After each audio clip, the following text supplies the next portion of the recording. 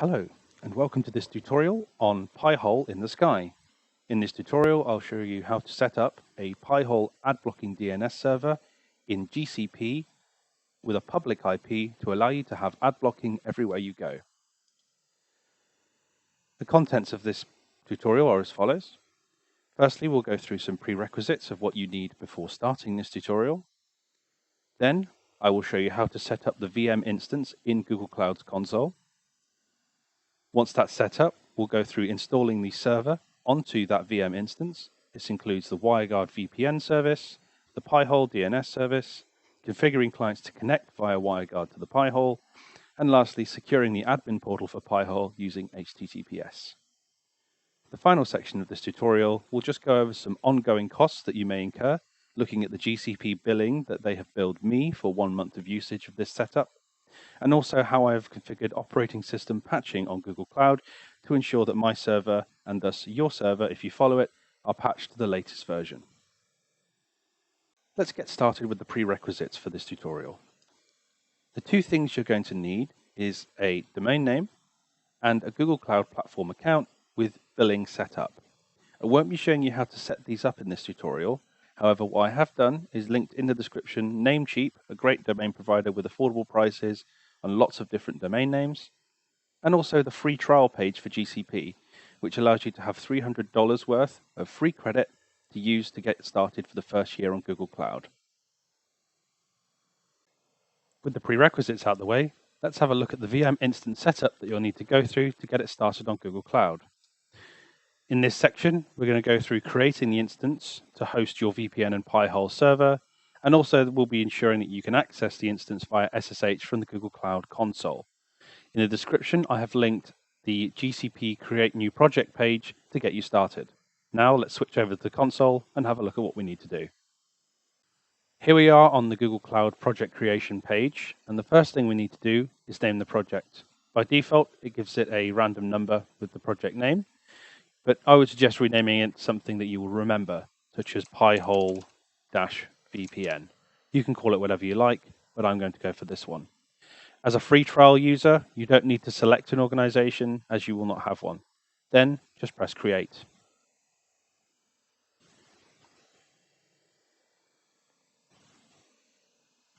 And you'll see in the top right-hand corner, you'll have the notification saying that your project is being created. Once it's done, you can just click select project, and that will take you into that project. Once you're in your project, we need to create our VM instance. So go to the top left-hand corner, into the navigation menu, and then go over to Compute Engine, and then VM Instances. You first need to enable the API for your project, so just click Enable.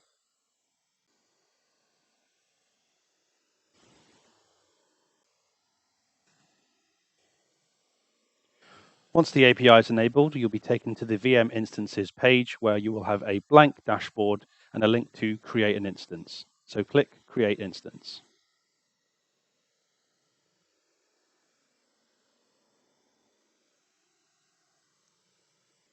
Once you're in the Create an Instance page, you first need to name your server. This will be the name that appears on the Google Cloud dashboard. I usually go with the same name as the project because I only host one instance in the project. So again, you can choose the name you want, but I'm going to go with PiHole-VPN, much like the name of the project. Your region will depend on where you are.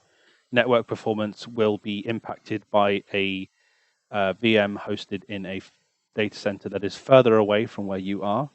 So please bear this in mind. I am based in the United Kingdom, so I'm going to go for Europe West 2, and London is my closest data center.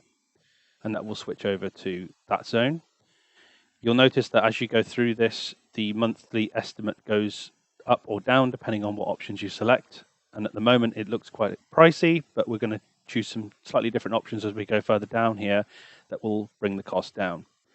Next, in the series, you need to select N1, which is their lighter tier VM. And then in N1, select F1 Micro. This will bring the estimate down to about $6 US a month. Next, we can ignore display device as we'll be connecting via SSH, and we cannot enable confidential VM service with the F1 micro, so you can ignore that. We won't be deploying containers either, so you can ignore this. Next is our boot disk. So this will be our boot image that we will be using to host our server. In the tutorial I have linked in the description to Rajan Patel's setup script, it requires Ubuntu 20.04 LTS. So let's get that boot image set up. Click Change. Then on Operating System, switch over to Ubuntu. In the list, select 20.04 LTS, and then leave all the other options as standard and press Select.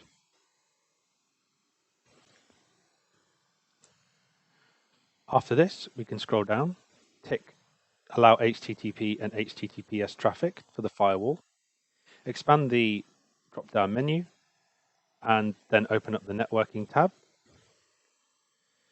Under Network Interfaces, if we click into Defaults, under External IP, we need to create an IP address, so click that. Name the IP address.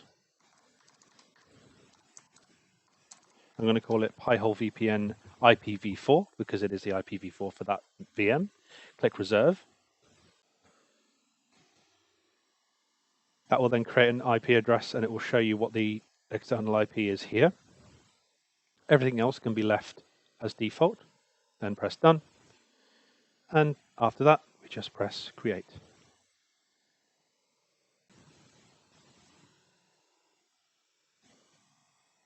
As the VM is being created, you'll see the status logo spin around to indicate it's creating it.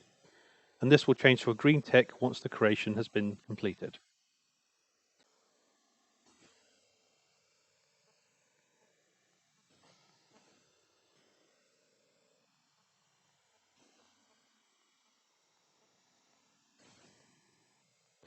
Once your VM has been created, you'll see a green tick next to the status. And if you hover over, you'll see the instance is running.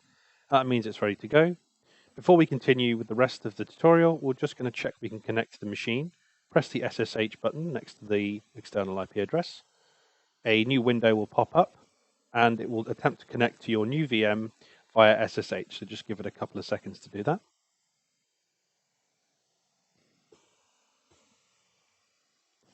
Once completed, you'll connect to the machine. You'll see your name and the name of the VM at the terminal prompt to indicate that you are indeed logged in. You can close this for now and we'll come back to it later.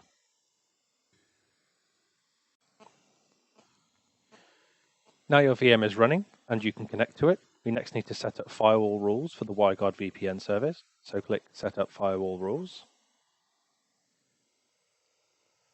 On this firewall screen, click Create Firewall Rule.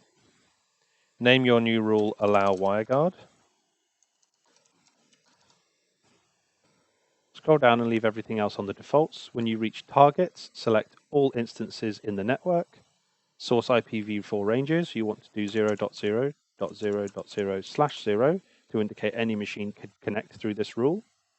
Under protocols and ports, make sure specified protocols and ports is selected.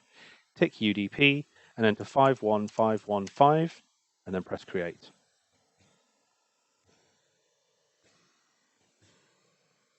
This will then process the creation of the Allow WireGuard rule, so just give it a minute.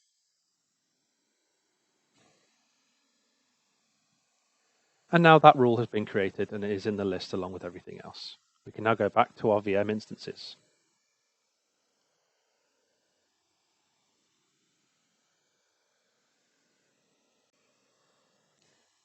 Now we've set up our VM, let's go through the installation of the server. In this section, we're going to be installing WireGuard and PiHole themselves. We will then be configuring clients to connect to the WireGuard VPN. And lastly, we will be securing the PiHole admin portal with HTTPS. In the description, you will find a quick install script from Rajan Patel, a link to the official PiHole installation tutorial, which is essentially what the setup script does, but for you to do manually if you prefer to do that. And lastly, there's a link to CertBot and their installation page, which is the service and tool we will be using to get our free HTTPS certificates.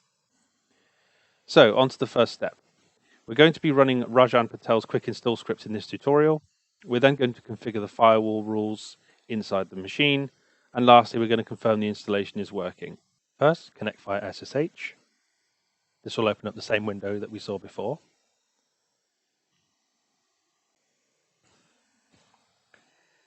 Once you're logged in, you'll first need to enable your root user. So enter sudo su dash. That will change you to root.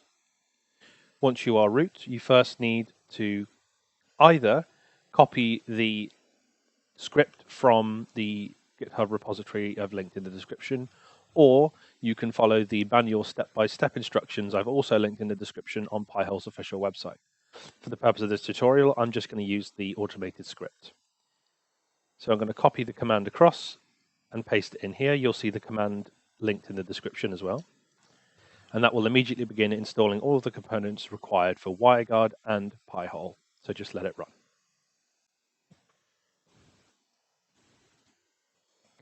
When you get to the server configuration part here, just accept all of the defaults.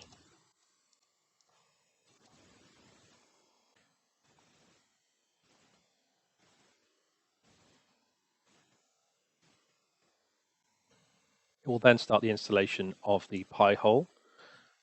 To go through this installation, just press OK and press OK again. Select Yes if you want to continue. Select the first interface that's available. Then select your upstream DNS provider. I just go with Google, but you can choose whichever one you'd like. Select Yes for the default AdBlock list.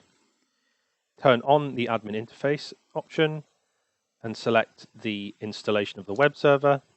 And also select logging queries and leave default for show everything on 0 there as well. And then that will continue to set up the PiHole server.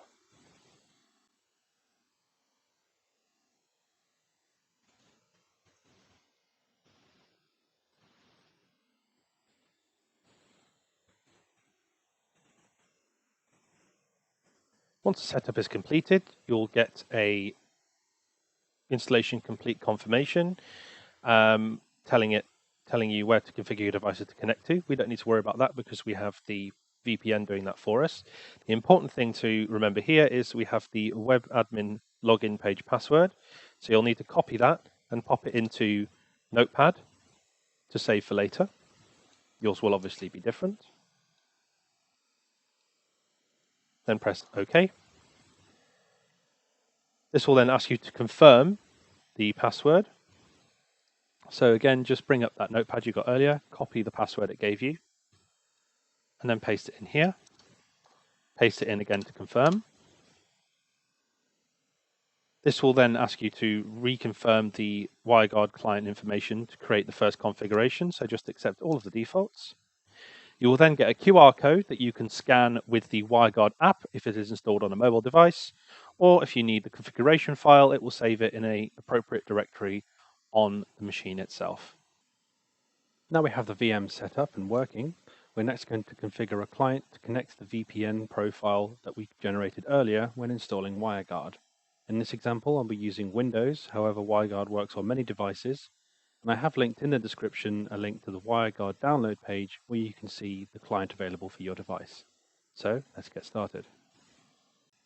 Now that we have our server up and running, let's connect a client to the VPN.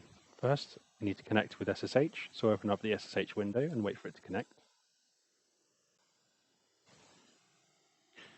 Then, make yourself root user again. Once you've done that, you need to have a look at the configuration file that it generated. It saves them under the root directory, and you can inspect those files using the cat command. So that's cat space, and the files are stored in /root/ and then wg0 -client 2 in this case. However, as you generate more profiles, more clients will be created, and you'll have client 3, client 4, and so on. If we have a look at that file, we now have all of this information, including the interface and the peer. We just need to copy this information and paste it into another notepad.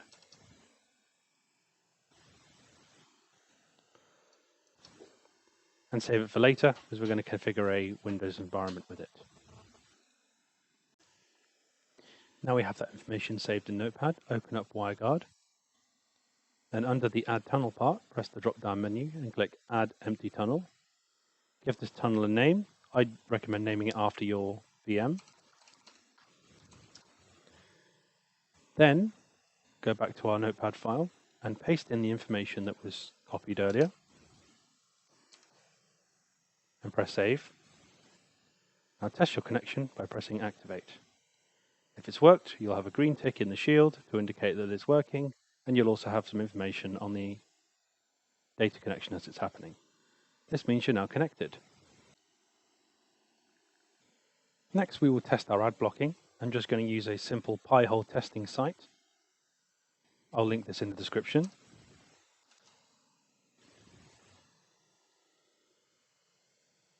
Make sure to disable any browser-based blocking that you may have. I've already disabled mine. And as you can see, there are no ads around this page, which means the PiHole is working. Congratulations, you now have PiHole ad blocking anywhere you want to go on the internet from wherever you are. Now that we've set up the client with the VPN server, we need to secure our admin portal for PiHole using HTTPS. To do this, we're going to be using CertBot, a free SSL management bot that you can install to use Let's Encrypt free SSL certificates. So let's get started. To begin installing CertBot, firstly, we need to install the packages. I've just set up a new SSH session here to the virtual machine. So let's install CertBot with sudo apt install certbot and just let it install. Press yes to confirm. Certbot is now installed. For this next bit, we will need to be root, so go to sudo su dash. That changes us over to the root user. Then change the HTML directory, that's /var www.html. And in here, we need to make a couple of directories. First, make directory is .well-known. Then after that, we need to change into that directory. So cd-well-known. Then after that, we need to make another directory within that directory called acme-challenge. And then after that, we want to change into that acme-challenge folder.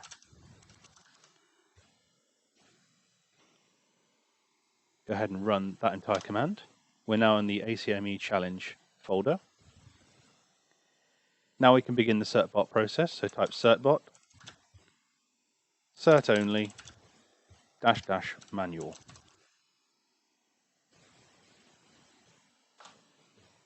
Oops, let's retype that correctly.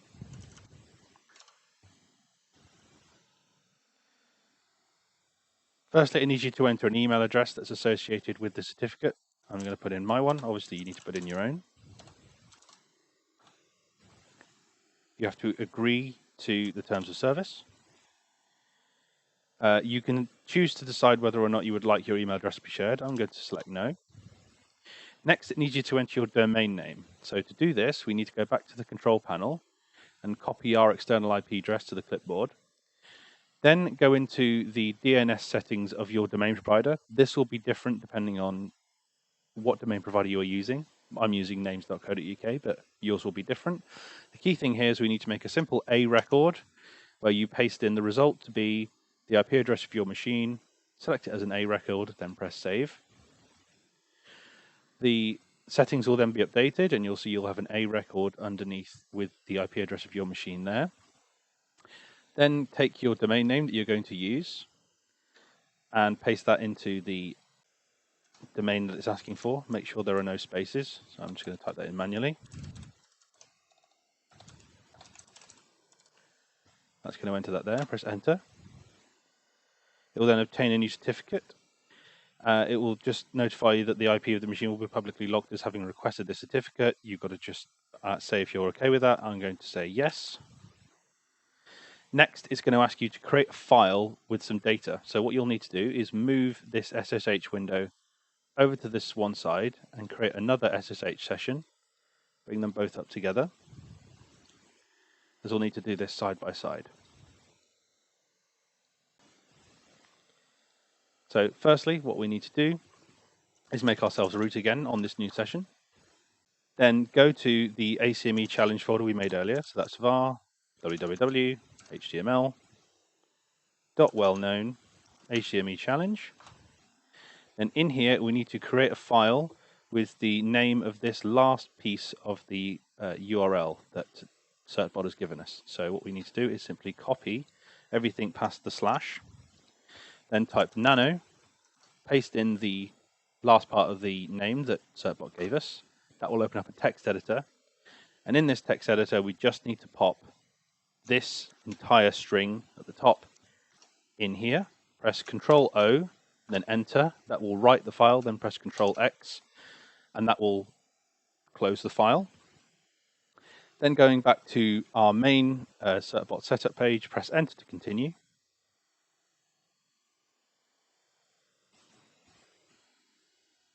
And then you'll have confirmation that everything has been done. You'll have your certificate and chain have now been saved at this particular folder location. Next, we need to go to the folder where the certificates are saved. So that's cd/etc, let's encrypt, live, your domain name. And if we just do a quick ls of the directory, we can see the various files in here. The two that we're interested in are the priv key and the cert, and we need to combine these together into a combined certificate. So to do this, we want to do cat privkey.pem, cert.pem, then write chevron, and then make that into a file called combined.pem, like this. Then we should have a new file with both of those things combined into the combined.pem. Next, we need to give the user that runs the light HTTPD web server for the PiHole admin page permission to use and read these files. So we need to change the owner. So it's chown.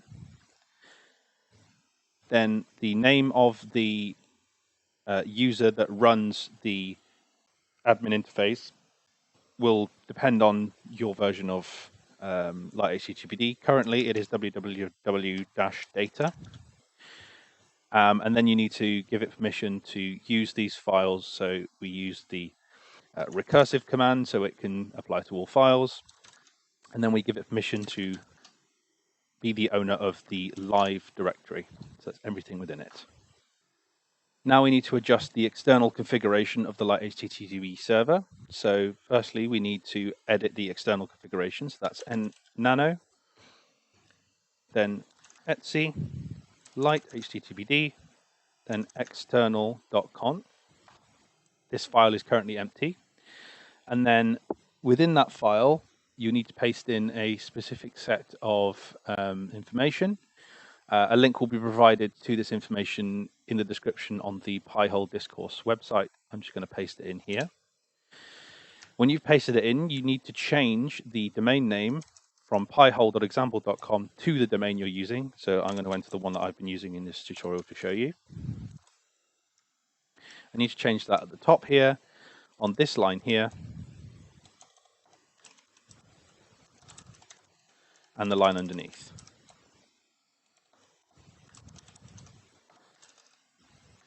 So just confirm that everything you've got here is indeed correct and matches the domain name that you set up earlier in the previous step with your domain provider, and ensure you spelled it correctly all 3 times on these 3 lines.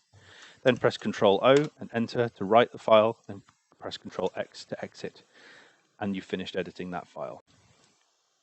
Now you've set that up and restarted the service, we can confirm things are working by opening up a new tab on our browser, going to the domain that you set up earlier. Just go to the root domain. You'll be presented with the PiHole landing page, and there it will give you a link to the admin panel. Click that link.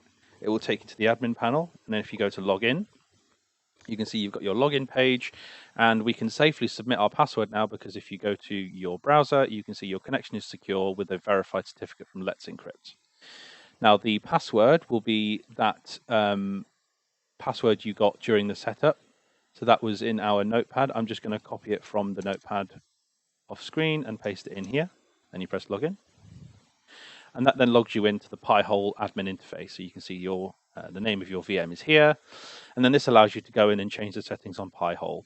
If you want to look at what these settings do and how to adjust the settings of PiHole, I will leave a link in the description on what these do and how to adjust them, but I won't be showing you here. Now that we've set up the HTTPS interface for the admin panel, we have our clients configured to the server, and the server is up and running. Before we could proceed to the next stage for maintenance of the VM instance, I just wanted to give you a quick warning. Your server that you've now set up is using a public IP address. So obviously you'll need to trust this server at your own risk.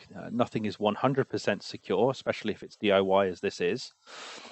You don't know who is connecting to your server at any given moment unless you're going to install some kind of monitoring system, which will cost you a lot more on Google Cloud, or will take up more processing space on your server. Either way, you will need to set up custom alerting and things to show that to you if you do want that security. That's not part of this tutorial. You will have to research those yourself, but I just wanted to warn you that at this time you are connecting and trusting a public server that you have set up, but is indeed public and open to the internet and obviously open to exploit. The main components facing the internet are the WireGuard server and the light HTTPD server that's part of PiHole. There's plenty of these out on the internet, which you can find using tools like Shodan. So bear in mind that if an exploit comes out for either WireGuard or light HTTPD, that your system may potentially be in scope for an attack. And you will not know about this with the current setup that I've given you. So just bear that in mind. The thing to do to make sure that your system is at least protected to the current public release is to check for any security warnings for these components on the WireGuard site and on the PiHole site. And I'll also leave a link in the description to both WireGuard and PiHole's repo pages that allow you to see if your system is on the current version and obviously how you can make sure it's up to date. Just bear in mind that zero-day vulnerabilities are also a thing. These things are not knowledge to WireGuard or PiHole, and they could be exploited by someone who has a 0-day in their arsenal against your server. Just bear this in mind. Now we've got everything set up and running, let's go over some costs and maintenance things that will help you keep your server going in the long run. The first thing we're going to do is some maintenance automation to make sure that our operating system is patched to the latest Ubuntu version. So let's have a look at that. To set up operating system patch management on your VM, we first need to go to OS Patch Management under VM Manager, and then you'll be presented with this dashboard. If it's the first time you're using VM Manager, you'll see a different page whereby it will ask you if you want to enable VM Manager. So just click the link to enable VM Manager, let that VM Manager instance set itself up, get all the APIs set up. It usually takes a few minutes. Then come back here once that's done, and you should see then this dashboard showing you your VMs and which ones have updates. Next, we go to New Patch Deployment. Then select VM instances manually and just tick our PiHole VPN server and press Next. Under Deployment Name, call it OS Patching. And then in the description, just type in Patching for Ubuntu OS. Under apt, make sure that apt-get upgrade is the selected option and not apt-get dist upgrade, as that can break things. Then press Next. Then set your schedule. I recommend a weekly schedule, but you can choose a daily one or on a specific day of the month. Obviously, the more frequent you patch, the more up-to-date your server will be more quickly. Enter a patching time. So I'm going to usually recommend 1 a.m. On a Sunday. And then your maintenance window can be left at the default of 60 minutes, which should give the upgrade enough time to patch everything. And also, if any errors occur after 60 minutes, the Google OS config agent installed on your machine will notify you in the Google Cloud console that something's gone wrong. So there you go. There's the frequency setup there. Press Next. On zone rollout, just go one zone at a time. Under threshold, change it to number of VMs and just one because we only have one VM. Then press Next. On post-patch reboot option, just leave it as default. This allows the OS config agent to decide if a reboot is necessary based on the packages that have been installed, if they've indicated that a reboot is required. And then you can add any pre-patch and post-patch scripts that you would like to run on your machine. I don't know if you want to send a notification to yourself that the patch is completed or restart a service after a patch is completed, whatever you'd like. I'm not going to show you any of those here, but if you know what you're doing and you want to add something here, you can do that. And press Deploy.